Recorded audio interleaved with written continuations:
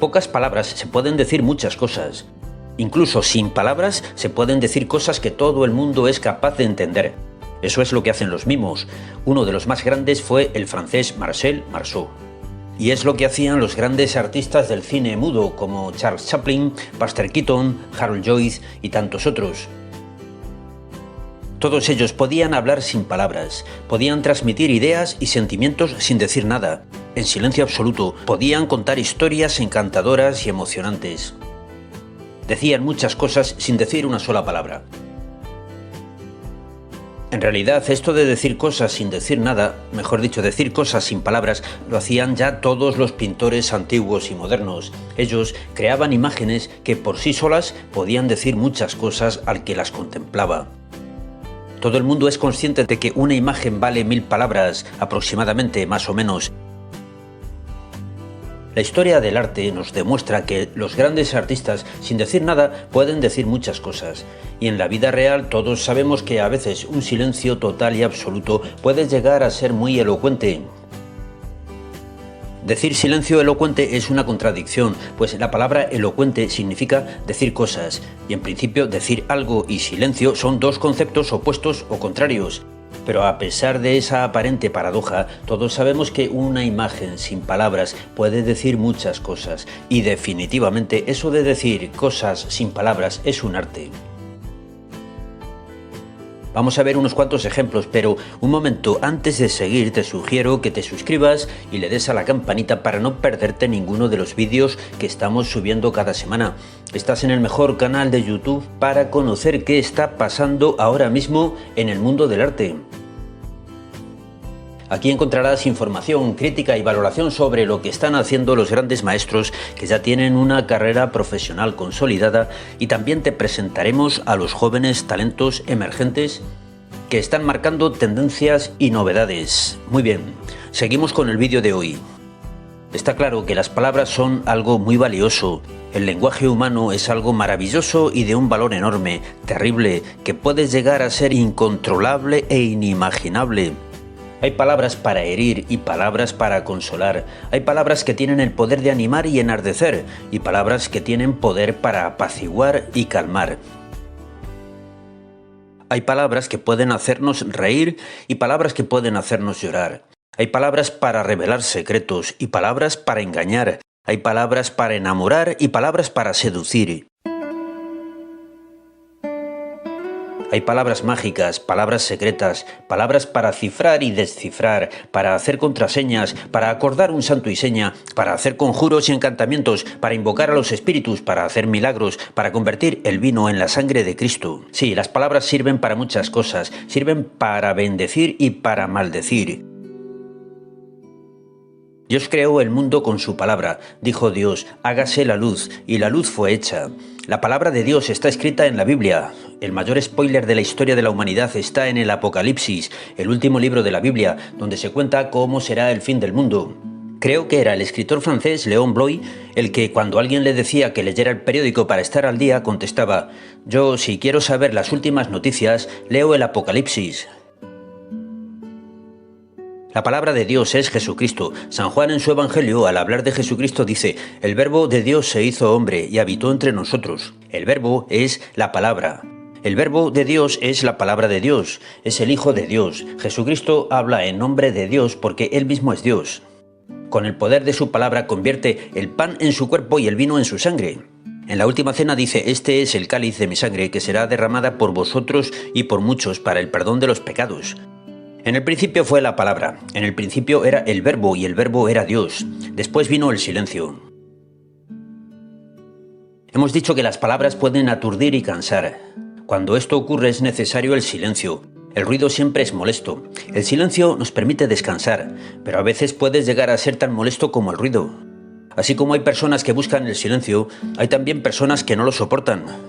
En realidad, cualquier persona, según en qué situación se encuentre, unas veces necesitará el silencio y otras veces necesitará escuchar palabras de amor o palabras de consuelo. Dijimos al principio que con pocas palabras se pueden decir muchas cosas. Es cierto, pero también es verdad que se puede dar el caso contrario. Puede ocurrir que alguien con muchas palabras en realidad no esté diciendo nada. Sí, alguien puede hablar y hablar sin parar con una verborrea inagotable sin decir nada. Nada que valga la pena, nada que aporte algo valioso o simplemente divertido o entretenido. Esa verborrea cansina y agotadora, dando vueltas y vueltas a las palabras sin ninguna línea argumental, sin sentido y sin llegar a ninguna conclusión, nos la podemos encontrar en algunos discursos, libros, sermones, vídeos de YouTube o en algunas obras de arte. El arte de no decir nada se puede dar también a través de esa verborrea que no es más que una diarrea mental de personas incontinentes que cuando empiezan un discurso no saben cómo acabarlo y entran en bucles, se repiten y se repiten de un modo insufrible, llegando a perder el sentido de la medida y hasta la coherencia de la lógica que exige el lenguaje, inventando palabras y construcciones gramaticales ininteligibles. En el arte de no decir nada, los grandes maestros fueron los artistas dadaístas de principios del siglo XX. Por ejemplo, Hugo Ball. Una de las cosas que hacía este artista era escribir poesías con palabras inventadas, que no tenían ningún significado. Uno de sus más famosos poemas es este. Jolifanto bambla o falibambla, grosigan fa habla oren, egiga goramen, igo bloikorrusulu uju, olaka olala, anlogo bum. Blago boom, blago boom. Poesías como esta, Hugo Ball las declamaba con voz enfática y gesto teatral y solemne, actuando ante el público vestido de un modo estrafalario en el cabaret Voltaire de Zúrich. El filósofo alemán Ludwig Wittgenstein dijo en una ocasión que si alguien no tenía nada que decir, lo mejor que podía hacer era callarse. Quería decir que guardar silencio era una obligación moral cuando alguien no tenía nada que decir. Si este principio filosófico lo aplicaran los artistas en su trabajo, posiblemente el panorama del arte contemporáneo cambiaría por completo. La mayoría de los artistas contemporáneos parece que actúan justo al revés, se sienten obligados a hacer obras de arte continuamente, aunque no tengan nada que decir. El mismo Wittgenstein dijo una vez que toda su obra se podía dividir en dos partes. Por un lado, todos los libros que escribió, y por otro lado, todos los libros que no escribió. Lo decía en serio, porque él había sido capaz de actuar cumpliendo ese deber moral de no escribir nada cuando no tenía nada que decir. Para él, esa parte de su obra, la que no escribió, era muy valiosa y tan importante como toda su aportación a la filosofía presente en los libros que sí escribió. Muchas gracias, Wittgenstein, de verdad. Dijimos que el silencio podría llegar a ser tan molesto como el ruido. También podríamos decir que en ocasiones el silencio podría llegar a ser tan valioso como las palabras o como la música. Creo que el Papa Francisco ha prohibido que los sacerdotes den homilías o sermones de más de 10 minutos. Parece ser que si la predicación se alarga más de ese tiempo, 10 minutos, la gente empieza a ponerse nerviosa y desconecta por completo de lo que está oyendo, o empieza a marearse con sensaciones parecidas a las de la fiebre y acaban con los pies fríos y la cabeza caliente. El silencio es algo bueno, pero insuficiente. Las palabras son necesarias, pero pueden llegar a aturdirnos.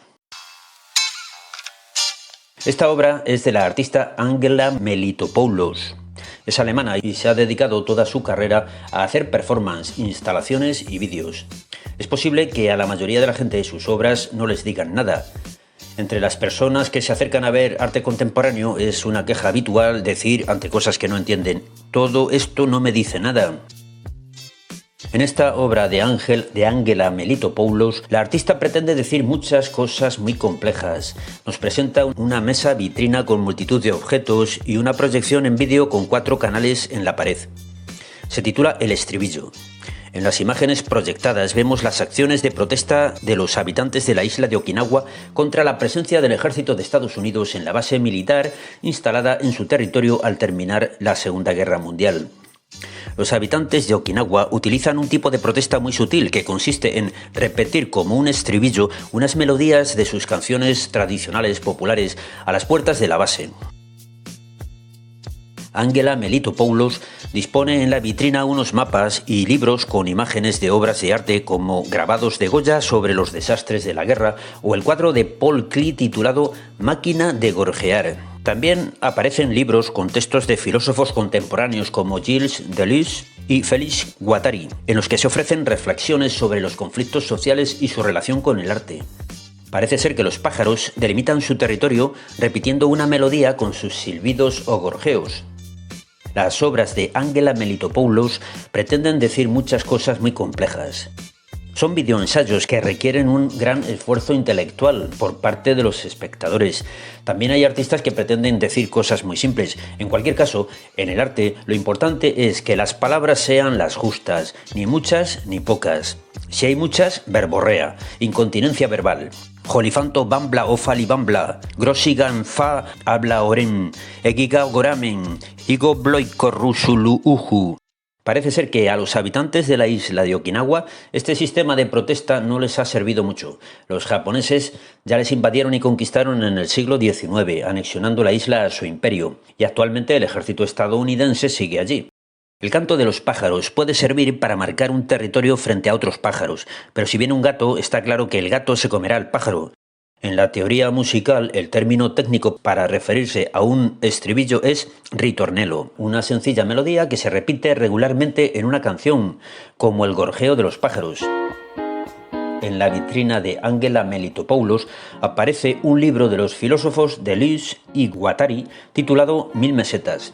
Está abierto justo por el capítulo titulado Sobre el ritornello.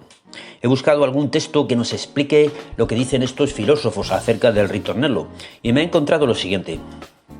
Las máquinas abstractas se distinguen completamente de las máquinas deseantes. En primer lugar, ellas son creadas inmediatamente, así como puestas en juego por un agenciamiento concreto que las sostiene. Les da una consistencia provisoria. Como siempre en Guattari, la consistencia procede por desterritorialización, no por un encierro identitario. Las máquinas abstractas operan en los agenciamientos concretos por puntos de descodificación y de desterritorialización. Jolifanto bambla o falibambla, grosigamfa habla orem, egiga goramen, igo bloiko rusuluuhu, verborrea.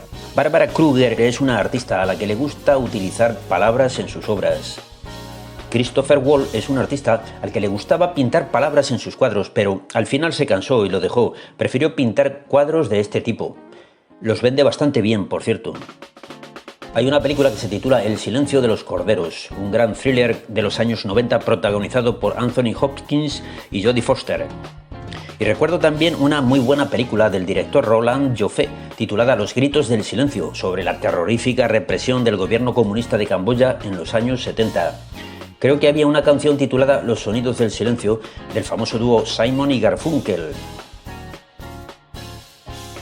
La palabra sería algo intermedio entre los gritos y el silencio. En los evangelios se dice que Jesucristo, antes de morir en la cruz, dio un fuerte grito. Sería un grito de dolor por los tormentos producidos en las manos y los pies al estar atravesados por clavos y tener que apoyarse en ellos para respirar. Para tomar aire tenía que hacer fuerza con los pies y apenas tenía dónde apoyarse. Además, su cuerpo había ido perdiendo toda la sangre. También cuentan los evangelistas que cuando Pilato le pidió que respondiera a las acusaciones que le hacían los fariseos, Jesucristo no respondió. Prefirió callar. También permaneció mudo ante los requerimientos del rey Herodes. La relación de Dios con algunos hombres es compleja. Si habla, no quieren escucharle. Si guarda silencio, le exigen que hable. El pez es un símbolo del cristiano, desde los primeros tiempos de la Iglesia. En la antigüedad se creía que los peces no podían emitir sonidos ni oír. Se consideraba que el fondo del mar era el reino del silencio. Decía un escritor hindú que en el mar los peces guardan silencio, en la tierra los animales gritan y en el cielo los pájaros cantan. El hombre sería el único ser sobre la tierra que puede callar, gritar y cantar. Habría que añadir que, sobre todo, el hombre puede hablar. Bueno, ya es hora de acabar este vídeo. Seguiremos el próximo domingo. Mientras tanto, puedes echar un vistazo a los vídeos antiguos que tienes en este canal. Y te recuerdo que sigue disponible el libro que publiqué el año pasado con una selección de los mejores vídeos del canal. Se titula El arte que viene. Ahí abajo tienes un enlace para conseguirlo. Y nada más por hoy, amigos. No te olvides de poner un me gusta y escribir algún comentario o sugerencia o petición especial para los próximos vídeos de algún tema que te interese. Y suscribirte, por supuesto. Y si ya estás suscrito, a lo mejor te puedes plantear apoyar este canal en mi página de Patreon desde $1 al mes. Hasta el próximo vídeo. Adiós.